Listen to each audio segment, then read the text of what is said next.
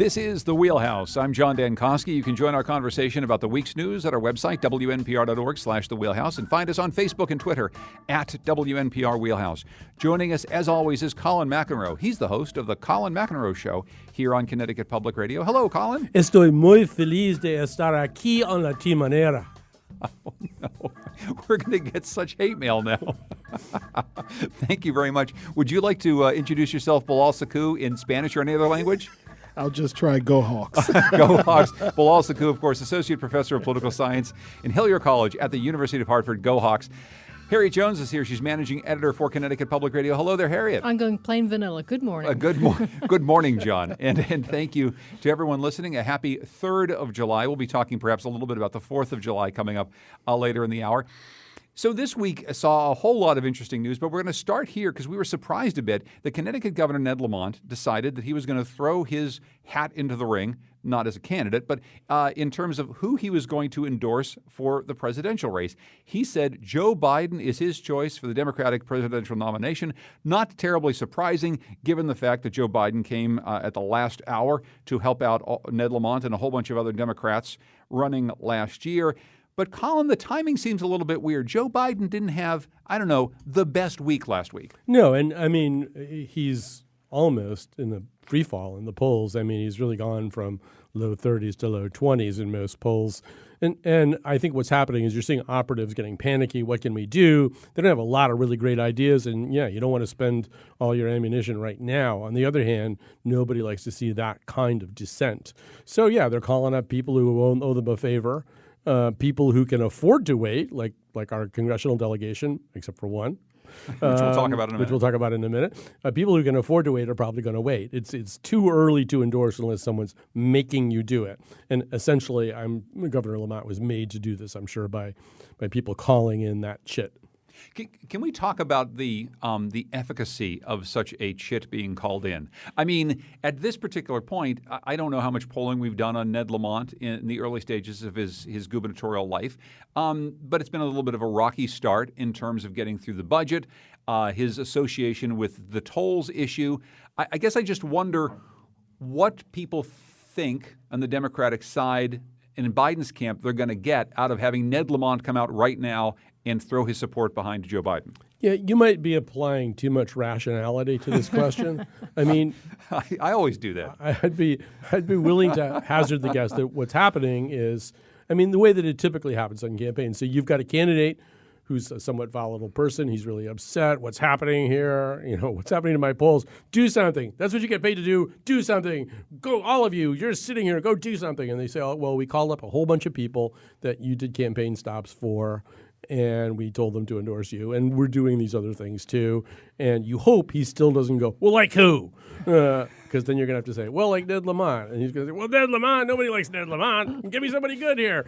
But that's the level that this gets done at, as opposed to some Richelieu type, calculating focus. I guess. Harriet, a thought? Yeah, and you wonder, there's no real upside for Ned Lamont either, because, he's not going to look very prescient if, the free fall in the polls continues. And our primary, Connecticut's primary, is not until April, so this is like eons. Well, that's the thing. There's a very, very long time, and there's so many other candidates, and there's a lot of issues having yet been addressed. It's not just that Joe Biden's in a free fall in the polls because people woke up one day and said, I don't know if I like Joe Biden so much, but he's been associated within the last couple weeks in terms of saying things that are perhaps not racially as sensitive as they possibly could be. He's certainly been associated in tangential ways with the Me Too movement of the last couple years, in which maybe he does some unwelcome touching. I'm just not sure if this is the person that you throw your support behind. Right. And again, his debate performance was, left a lot to be desired. Maybe that's the right phrase. So, yeah, you do wonder, why has Ned Lamont had his arm twisted in this way to actually do this at this early stage. Bilal? Yeah, I think what's interesting to me about this is that this is just very, very early, and I'm not sure that this endorsement really matters all that much outside of the state of Connecticut. Most people never heard of the governor of Connecticut, couldn't name who he is. I think even for some of the other folks who are making endorsements, unless you're a really, really big name, most people, it won't register with them. But it is interesting in the sense that this happens this early. And I think, once this sort of herd thins, I think Biden will be one of the people who will still be around. And so in that sense, Lamont hasn't jumped that far off the ship into the sea on this at all. He's likely to be a candidate who will be in the thick of it once January kicks around next year. Well, as we talk about the third inning, the herd thinning since the debates, we should probably say that at least one member of that herd has certainly jumped up a little bit from the debate stage in Miami. The former U.S. Vice President found himself in the midst of a heated exchange with fellow Democrat and presidential candidate Kamala Harris. She's a California senator. She raised the issue of race and knocked Biden for his stance on desegregation busing. Let's listen. Do you agree today that you were wrong to oppose busing in America then? No, do you agree? I did not oppose busing in America. What I opposed is busing ordered by the Department of Education. That's what I opposed. Well, there was a failure of states to integrate public schools in America. I was part of the second class to integrate Berkeley, California public schools almost 2 decades after Brown v. Board of Education. Because your city council made that decision. It was a local decision. So that's where the federal government must step in. Bilal, first of all, your reaction to that very heated exchange, one that clearly won a whole lot of points for Kamala Harris. Right. Well, my initial reaction was it was a discussion that needs to be had. I mean, I think Joe Biden has to explain, his position. I think for a lot of people, though, sort of putting themselves in that context of the 1970s, early 1960s, in which efforts to integrate schools were really failing because of white resistance. And so involuntary busing became the tool to try to actually transform public education and create equal educational opportunity for children who were being excluded from that opportunity. And so in many ways, at least in my mind, Joe Biden was on the wrong side of history. I think the problem for him now is how he explains why he was on that side and how he now looks back at that era and recognizes that he made some mistakes in his thinking on that issue, and he just hasn't been able to do that. And I think that may potentially harm him in the minds of some African-American voters. Colin? So Bilal just gave the sort of substantive answer to this. I will give the sort of craven political calculation. First of all, every campaign, you're going to hear me say this a lot in between now and 2020, every campaign is about solving problems. You got problems, you solve them. You got problems on Tuesday, you solve them by Wednesday, ideally. So, and I think Kamala Harris showed how good she is at this. First of all, that debate format was a terrible format for everybody. Too many candidates, too much kind of fast twitch stuff going on. But she was really good at it. If you've ever seen her cross-examine somebody at a congressional hearing or senatorial hearing, you know how good she is at this stuff anyway. She's very good. She had a problem. Biden's sitting on 30, 31 points at that point. Everybody else is all kind of spread out because there's so many candidates. So what's she going to do? Well, for all the reasons that Bilal says, she had a substantive point worth making about Biden and worth forcing him to answer. But she correctly identified that a good way to solve the problem of these debates would be, A, to create a signature moment that everybody would talk about. And that absolutely was the case. This didn't come up by accident or anything. She knew exactly how she was going to do this, when she was going to do this, and she did a great job with it. And she did it in such a way that her numbers went up and Biden's numbers went down. So problem solved. And I mean, that's an indication that she's a good candidate. Now, it's early. She has all kinds. This is for all of these candidates. It's like the decathlon. I mean, there's all kinds of things that you have to exhibit ability at. But that was an indication to me that she knows how to solve a problem. Yeah, I think that signature moment point is very well made, because if you look at the polls that came out after the debate, one of the interesting things that was asked in this, I think it was in the CNN poll, was, did you watch the debate? Not who are you in favor of, but also, did you watch the debate? And the numbers for the people who made up their minds on did you watch the debate versus no, I didn't watch the debate, but I watched the spin afterwards, the news coverage afterwards, were just about equal. So that point about, can you make that televisual moment that's going to get repeated again and again the morning after, that's really well made. Yeah. I actually think both of you are right, but what strikes me about that moment, that sort of signature moment was the lack of preparation on the part of Biden to respond to that. I mean, this was telegraphed. This was coming. And so for him to be so poorly prepared to give a good response to that moment really elevated Harris, and at that point. And so that was really a major failure on his part to be prepared for a question he knew he was going to have to answer. Well, and I think it points out another thing.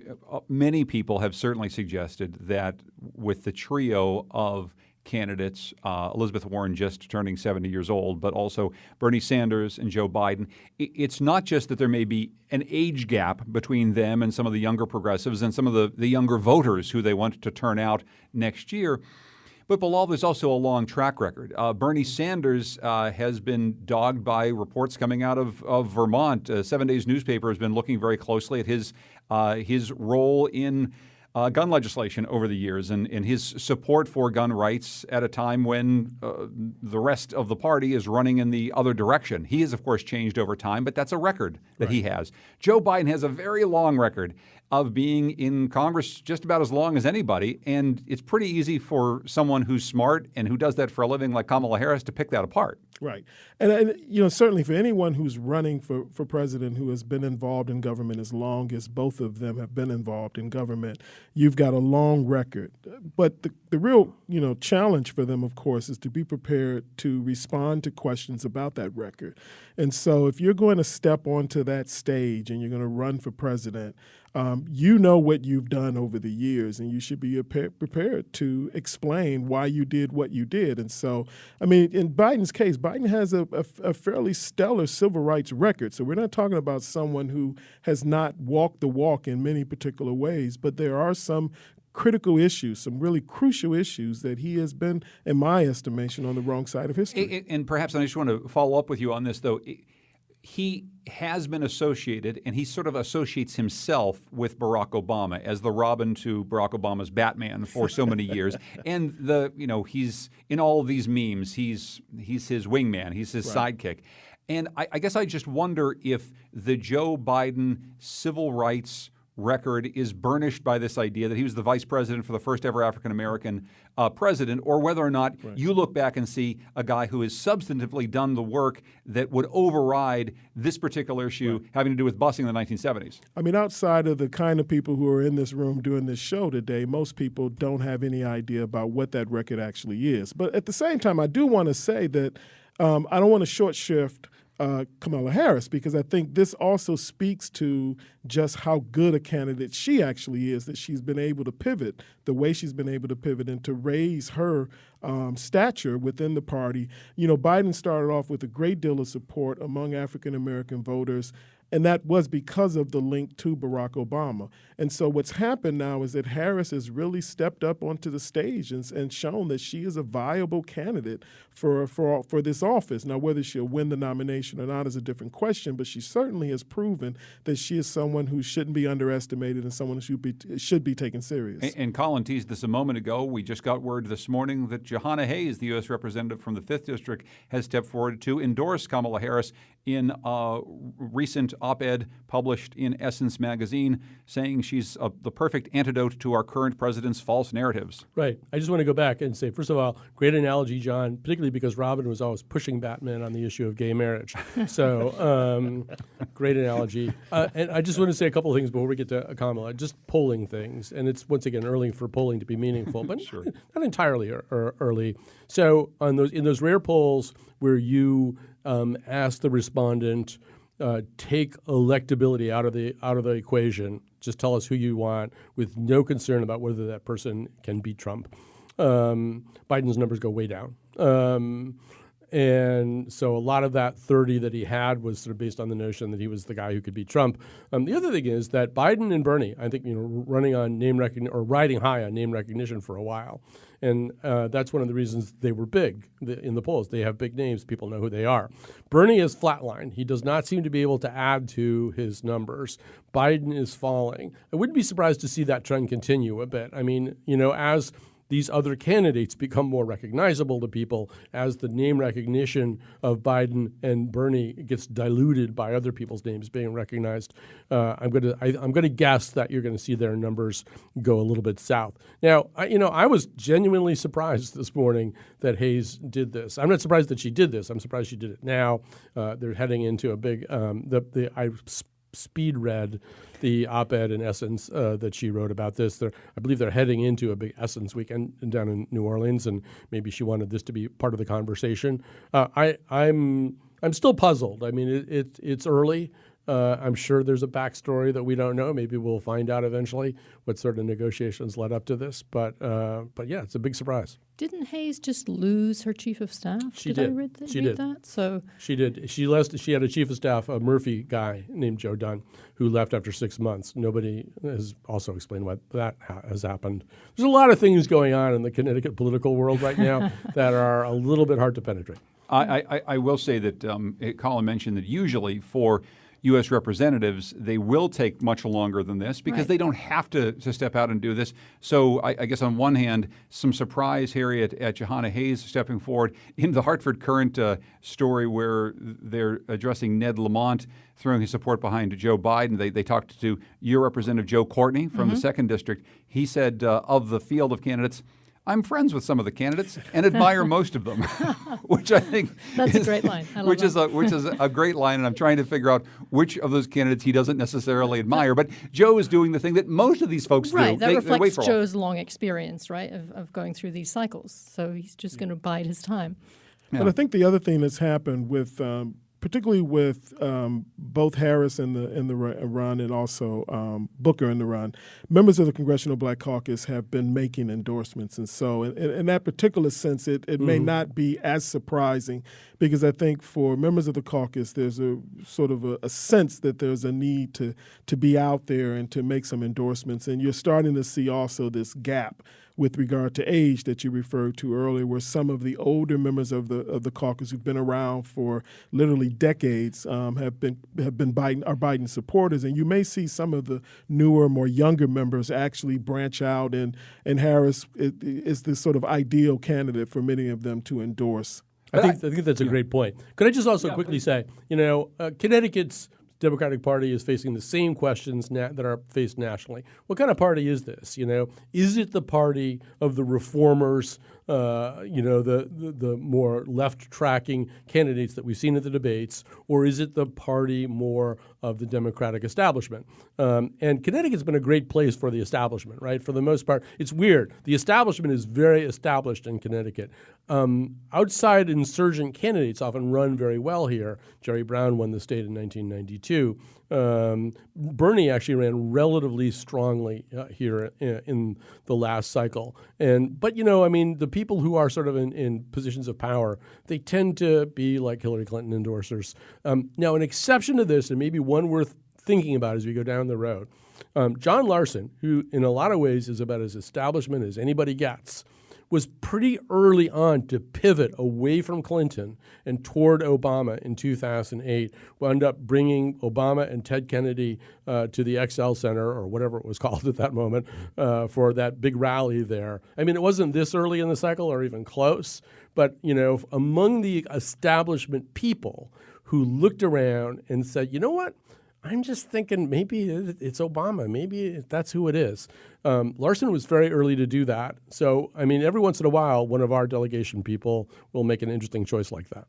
I guess the last thing I'd say about this moment also, when you think about the 2018 congressional cycle, we saw this surgence of women who were winning office all across the country. And so in some ways, this is also a continuation of wanting to see women be at the center of this discussion about who leads our country. And so I think Jahana Hayes is probably the first of probably many women in Congress who will be endorsing Harris, who want to see a woman on the ticket. And I think that's an important thing to do. But before we take a break and before we get to some other issues in the news, I just should say, and Colin mentioned this before, I'd love to get your thoughts here, your thoughts, Bilal. It was a terrible debate format. It was terrible for people who want to learn about candidates. It was terrible, I think, potentially for the Democratic Party. It wasn't good television. It wasn't produced very well. There was a gaping hole in the difference between the amount of time that Joe Biden talked and Andrew Yang talked, for instance. It didn't seem to make any sense in terms of format. I don't know if we can come up with a better format when you have 20 candidates necessarily, but what I saw was something that did no service to anybody along the entire continuum of democracy. Right, and they seem to be heading back into the same situation again. I think the second debate is Detroit later this month, and the polls that they're using to again select the candidates, I think they now have 21 people who are qualified to go into that debate. They've said they'll still keep it to 20, but they don't seem to have solved the problem. Yeah, I think it's absolutely a problem. I recently moderated a Hartford mayoral debate last Wednesday, and there were 8 candidates on the stage, and that was difficult to try to do. You give a candidate maybe a minute or, to answer a question, and for people in the audience, it's not a very satisfactory situation because you really don't hear the kind of substance or depth of answer that you expect to hear on these issues. So unless you're going to do a 4 or 5 hour sort of a debate, then you're just not going to get the kind of substance you need. It's a tough needle to thread here too. For example, and I'm not as up to speed as Harriet is on this, but I did notice in the last couple of days, Julian Castro was on social media saying he might not qualify for the next debate, and this could be just a way of kind of ginning up more support and getting the followers charged up about this. But and Julian Castro, by polling, actually, I think had the biggest net favorability change after those 2 debates. So, Harris obviously made the most significant gain in terms of the front-runner question, but in terms of just sort of overall favorability, I believe Castro had the biggest bump. So what you don't want to do is create rules that are so stringent that you disqualify candidates who are capable of making a case for themselves and changing the picture. You don't want to create something where Julian Castro doesn't make it onto the stage. I'm not too worried about that particular thing, but so on the other hand, you don't want a mess, which is what we have. And I'm not entirely sure how you solve that problem. It'll be solved gradually as some of these candidates run out of money and drop out and stuff like that. But that takes a while, so I don't know. When we come back, we're going to talk more about the aforementioned Jahana Hayes, who has 2 challengers for her representative's seat in the 5th District. We're also going to talk about some news here in Connecticut and our neighboring state of Massachusetts that really points to the fact that it's not just our DMV sometimes is pretty messed up. We're talking in the Wheelhouse about the week's news with Colin McEnroe, with Harriet Jones, and with Bilal Sakou. We'll come back right after this.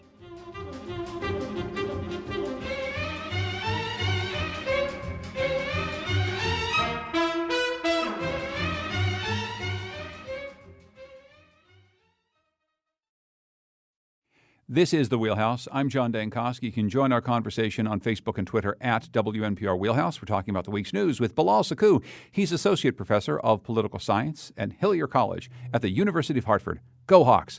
Harriet Jones is here. She's managing editor for Connecticut Public Radio. And so is Colin McEnroe, who's the host of the Colin McEnroe Show. Colin, what's in your show today? Well, as you can probably tell, I've been battling a little sinus infection type of problem. Meanwhile, my senior producer, Betsy Kaplan, has shark fever. Oh, no. And so she's producing a show today.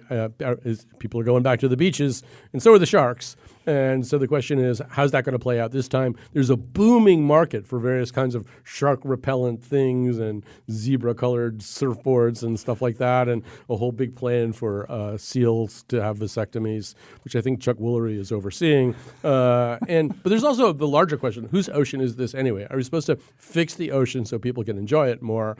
Are we so much the kings and queens of the ocean that everybody has to get out of our way? Is there a vaccine for shark fever now? I'm not sure about that, and I believe Marianne Williamson does not favor it. That's coming up today. I would blame all shark fever outbreaks on Marianne Williamson. At 1 o'clock on the Colin McEnroe Show. Let's continue with our conversation about the week's news, and we'll get back to Jahana Hayes, who is the 5th District representative, wildly popular, and won that seat during the last election, and now as she runs once again, she's got a few challengers. A Republican, David Xavier Sullivan, a former U.S. Assistant Attorney from New Fairfield, has just jumped into the race. She's got another challenger as well. I don't know, Harriet, what do you see in these challengers to Jahana Hayes, someone who, again, won this seat with not just some local popularity, but has become a bit of a national figure? Right. I think, again, it's very early in the cycle to be declaring that you're, going to go up against a sitting representative, but maybe they think that what they need is going to be some time out on the doors and time to get to know people and time to raise their profile. But I think it also points out to me how puzzling the GOP strategy was in that seat the last time when Hayes ran, because it was an open seat at that point. But they didn't seem to be, putting the resources into it, perhaps having the most exciting candidate, a GOP candidate in that seat. It seems odd that they would be trying hard early this time when they didn't, to my mind, try that hard last time. Yeah, and the other Republican running, Ruben Rodriguez, born and raised in Puerto Rico, moved to Connecticut some 20 years ago. He's a meter technician for the City of New Britain's water department.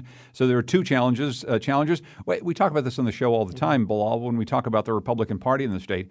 Why can't they get some decent challengers, especially in some of these races where, as we've seen in Connecticut for years, if Jahana Hayes is able to survive her first election, right, then as an incumbent, then she'll probably be there for the next 30 years or until she runs for senator or president or something. Well, obviously, one of the main reasons why incumbents are so successful when they do run for re-election is because of the quality of the challenges they face, not only in terms of their sort of, the experience they bring and, the ability they bring to potentially try to win this office, but also their ability to raise money, their ability to build the kind of campaign staff that they need in order to be successful. And so incumbents have a built-in advantage, and Hayes has an advantage going into this. I imagine, coming out this early and declaring this early is really also about trying to get some attention from the National Republican Party to maybe put some resources in the state and to try to invest in trying to win this seat within the state, and also their ability to raise money. I mean, you've got to raise a lot of money between now and next November, and so it may be early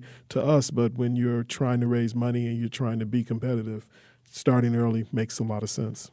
In a normal, rational political universe, which may not be the universe we currently inhabit, 2022 would be the year you would try to take out somebody like Hayes. If she's going to run again, which I assume she is, she's going to win. Now, let me put an asterisk next to that and say, we're sitting here, it's July of 2019. So a year from now, it'll be July of 2020. A lot of things can happen in 12 months. I mean, the prevailing winds of news, political upheavals, changes in the political dynamics of Connecticut or the Congress. Sharks can happen, yeah. So, I mean, a lot can happen, and her, like anybody else, her candidacy may be affected dramatically by some of those things. But I would assume that if she runs in 2020, barring some huge change like that, she's going to win kind of almost no matter who they put up against her. Now, 2022 is one of those years where I think we're all operating on the assumption that Trump will lose. Maybe that's a hope rather than an assumption, but that Trump will lose. You'll have a Democratic president in 2020 or starting in 2021. So 2022 is that change year, right? That's the year where people go, well, this isn't so great. We handed a lot of stuff over to the Democrats and we don't feel any better. Let's do something about it. So, I mean, that was, of course, Clinton's disaster year was 1994. So you look at that anyway and you think, well, that's when you would probably want to go up against Hayes. Yeah, and in large part because we expect that there's going to be a gigantic turnout in 2020. It's presidential year. You're going to have all these people interested on the Democratic side in unseating Donald Trump. Let's just take a moment here and talk about the role that Donald Trump is playing in all this right now. He's actively campaigning for his reelection in 2020, so much so that he's essentially hijacked the 4th of July celebration in Washington, D.C., and turned it into a political rally. We're hearing from people inside the White House that the speech that he will give on the Mall will not be predominantly a political speech, but he's rolling tanks down the street. He's going to have a flyover of Air Force One. Harriet, it looks an awful lot like a few things. The Trump administration is using this holiday, a year out from July of next year, to really get its base very enthusiastic about the Trumpian things that they are most excited about in terms of America being great again. But I think an awful lot of what you hear, too, including Tucker Carlson talking about how some of the leaders that Donald Trump is cozying up to kill people, because, great leaders kill people. There's so much right now that seems designed specifically to make people, like I'll say my friend Colin McEnroe here, Democrats just absolutely bonkers and crazy, and start to think about and talk about these issues as opposed to other issues that are facing America right now. Well, that's interesting. You think it's a political calculation rather than just something that Donald Trump thinks he would like to have to flatter his ego. and both things could be true at the same time. That is true. But yeah, it is, I think, should be for anyone of any political party slightly queasy-making to have seen the past couple of weeks in international diplomacy, including the North Korea moment, and then to have to watch tanks rolling down the streets in Washington, D.C. on the 4th of July.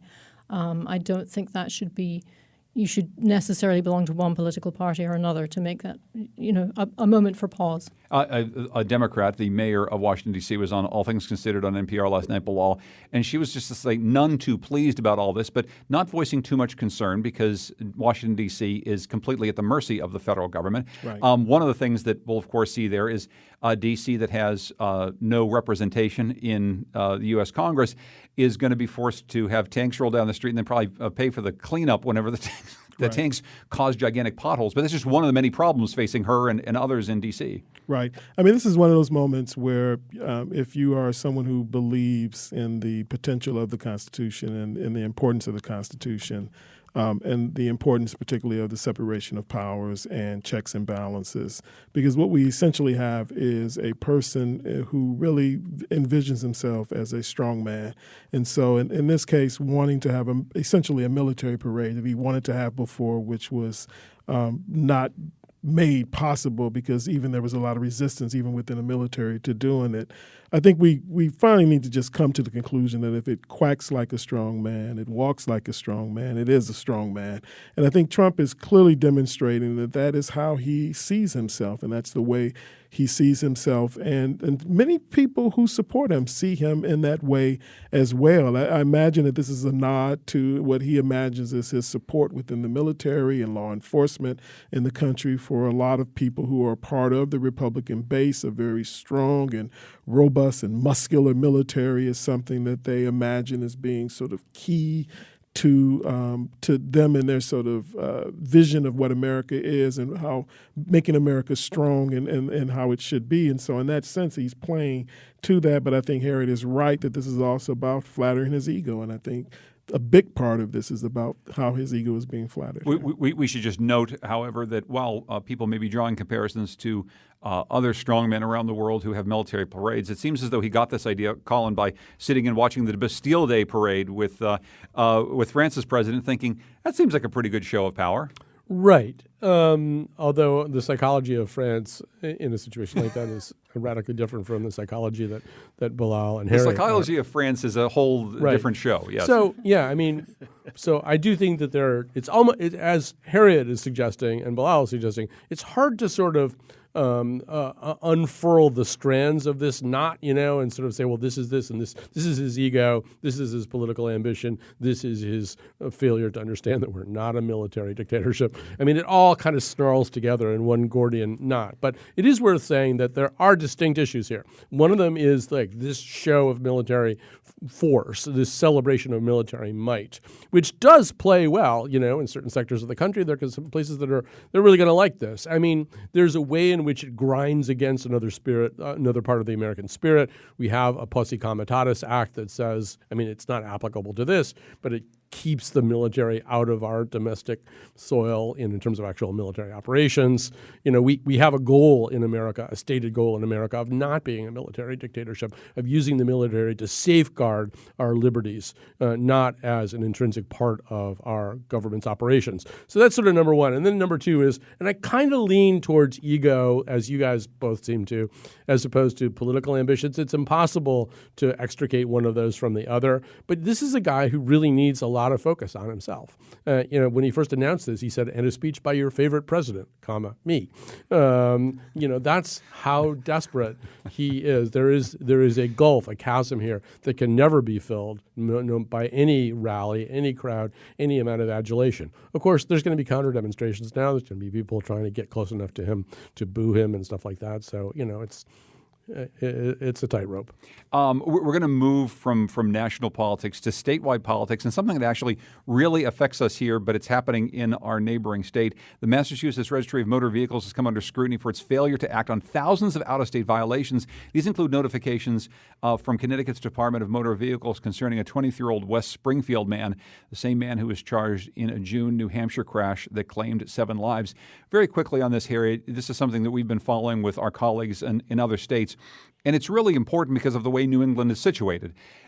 If Massachusetts RMV doesn't do a very good job making sure that people who shouldn't be driving aren't driving, that shows up on the roads of New Hampshire, where a man kills a bunch of cyclists. It shows up on the streets of Connecticut as well.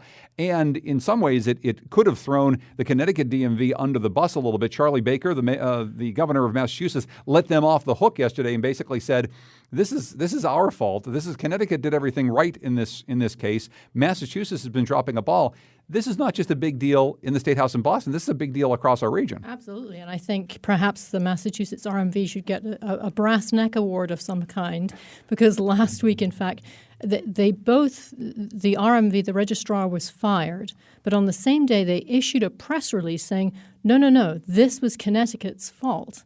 And it took, a few days until Charlie Baker came out and said, no, actually, it was our registry of motor vehicles.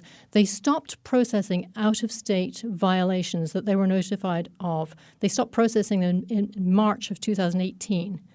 And when the new interim registrar went in, he found 53 file boxes of paper notifications of people who perhaps shouldn't have their licenses anymore. Yeah, and paper notifications. Yes, a mess. This is an absolute mess. Yeah, and it's a mess, and I think it's just important to say, Bilal, because we often on this program ding Connecticut state government for inefficiencies or the way it's not working well.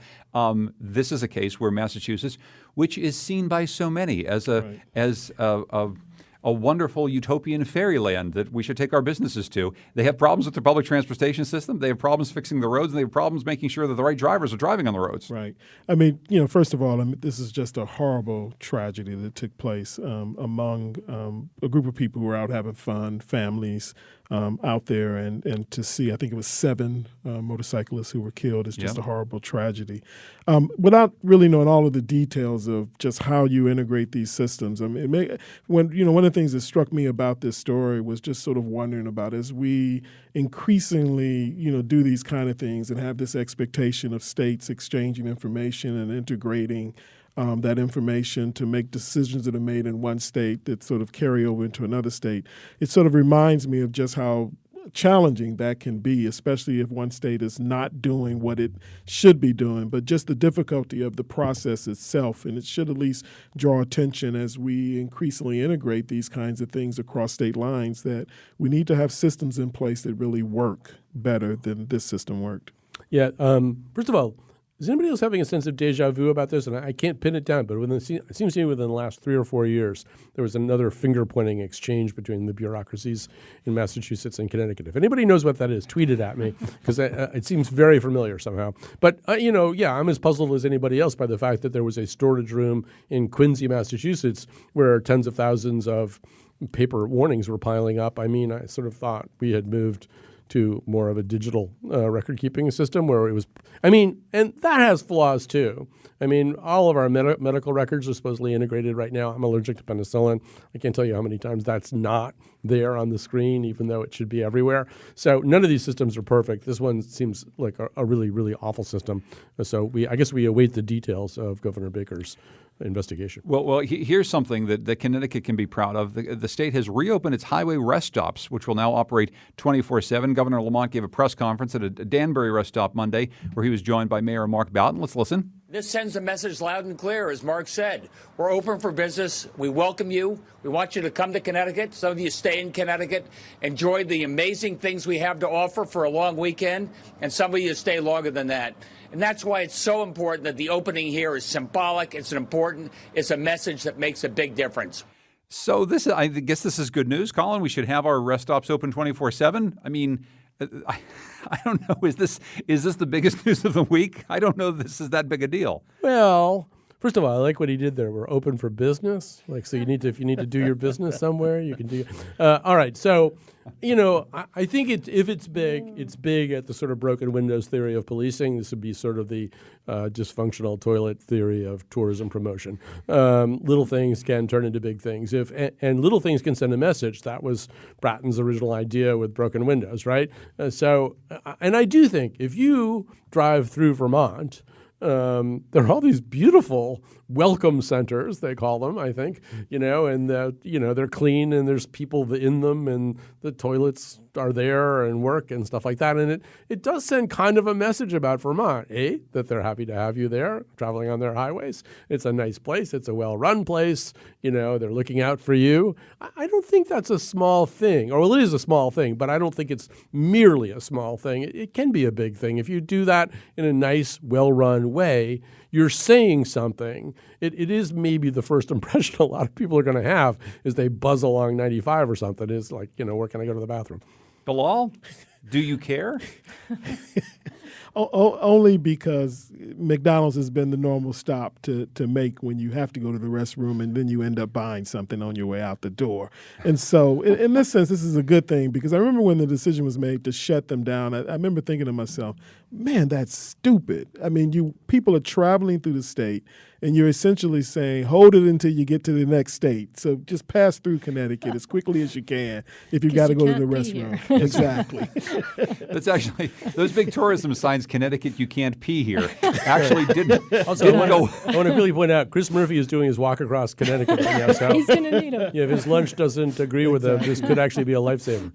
I think what Colin was saying about Vermont, actually, that's really how we should be thinking about this, because of course we're all laughing because we don't use these things because we're not tourists here and we generally have gone to the bathroom before we left and we're all good. But you're right, if you travel to another state, it is nice to have that kind of welcome center where you can go and find a few leaflets on things to do in the state and so forth. And I'm assuming that's how people who come into Connecticut experience these welcome centers if they're open 24/7. It does kind of remind me though of when Malloy came into office after Rel, one of his first sort of tourism actions was to put us back on the map. Do you remember that? Oh, that's we right. had been removed from the tourism map of New England because we hadn't paid our dues. Not And just his no first rest thing stops, like no state here. Yeah. was to put us back on the map. So maybe this is Lamont's putting us back on the map. I will just say quickly, I racked my brain and I also racked a Google, Colin, to come up with the thing that you were looking for. The Baker administration was dinging Connecticut because Connecticut's state drivers have the biggest unpaid bill to Massachusetts to their tolls. $27 million worth of tolls that state drivers haven't paid because they've been driving on Massachusetts Turnpike without having the transponders. Maybe we have paid them, but all the checks are lying in boxes in Quincy. That should be our argument, right? That's actually, we paid this a long time ago. Very but good. yeah, go check the boxes in Quincy. That's Harriet Jones, managing editor for Connecticut Public Radio. Bilal Sakou is here from the University of Hartford. Colin McEnroe is here from the Colin McEnroe Show. When we come back, some sports news once again. Bad week for UConn, good week for the city of Hartford. This is the Wheelhouse.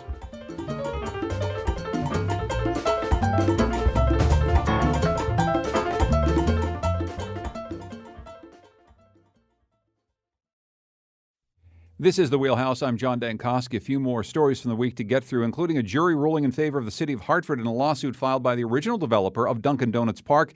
The developer, Center Plan Construction, will now have to pay the city $335,000. I guess a big question here, Harriet, is does this get us closer to the actual building of some stuff in downtown Hartford now that this suit is settled? Right.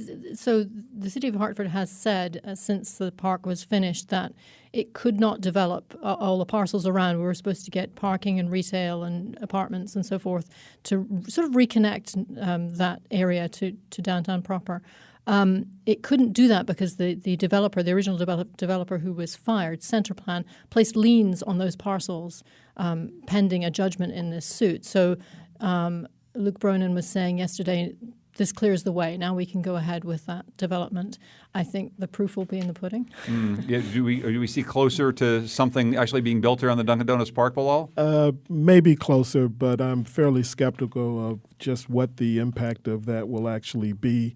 Part of the city's argument is that getting that development up will also help to actually pay for this stadium by being able to collect taxes and other revenue from, I guess, parking and some other stuff. And I just think this whole notion that, cities somehow can revitalize themselves by investing tens of millions of dollars in sports stadiums, I think is just a bad idea for economic development of a city. But it's certainly something that will attract suburbanites into the city, at least for a moment, to watch a game, and then they go back home.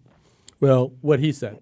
But it's worth noting, yes, that the stadium currently loses money on the city books. The payments that the city receives are not enough to keep pace with the debt service that the city has to pay on the bonds to build the stadium. So it's a money loser for the city.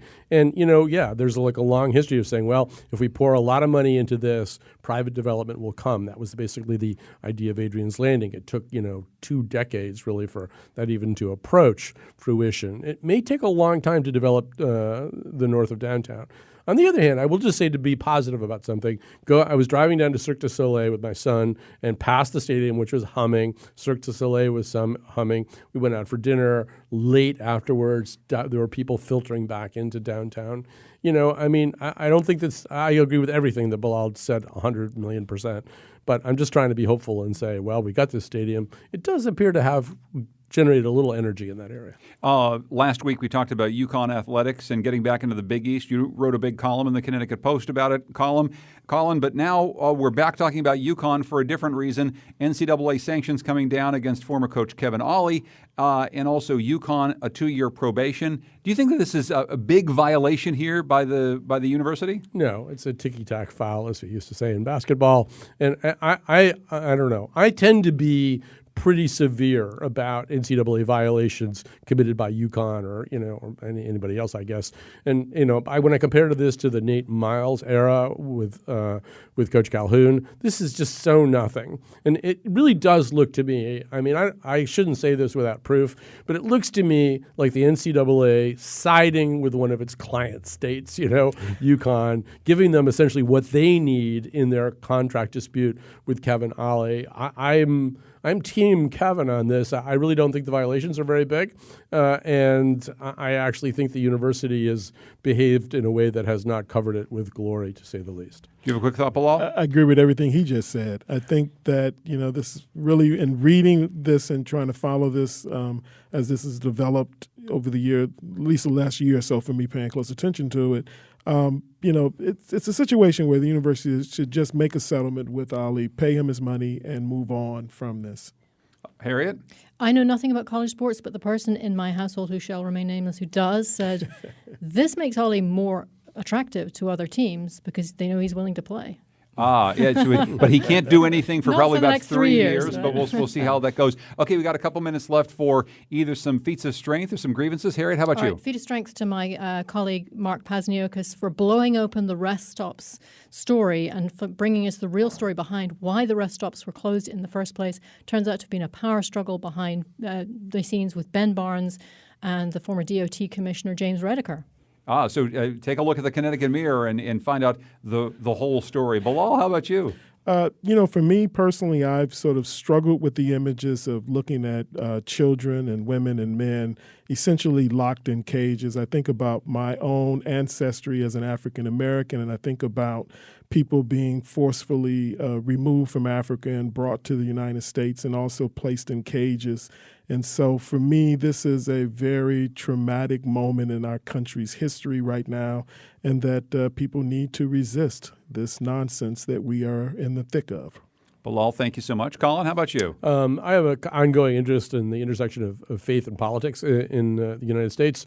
United States has a much more religious and specifically Christian political process that it has a country. 88% of Congress is Christian. 71% of American adults are Christian. I'm just taking note that there's a little bit more religious diversity in this field here. I mean, you've got Tulsi Gabbard, who was in a cult, but she now identifies as a Hindu.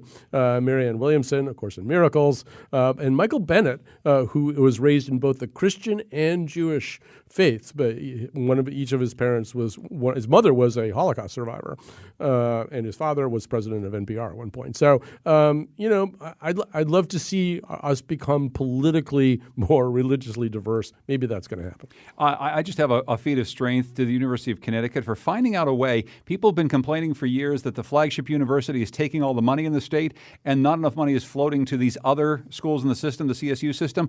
Well, the UConn Huskies, their football program, has scheduled Central Connecticut, the Blue Devils, for 2 contests coming up. And for the 2 contests in 2022 and 2025, they will pay $275,000 each. So it's a way for UConn to flow money down to the state university system. Nice job, UConn. How can UHart get on that schedule? Yeah, go Hawks. That's Bilal Sakou from the University of Hartford. Thank you so much. Thanks to Harriet Jones from Connecticut Public Radio. Thank you to Colin McEnroe from Connecticut Public Radio. Thank you, Mr. Dankosky. Thanks to everyone who produces the program. Scott Breedy, get back soon.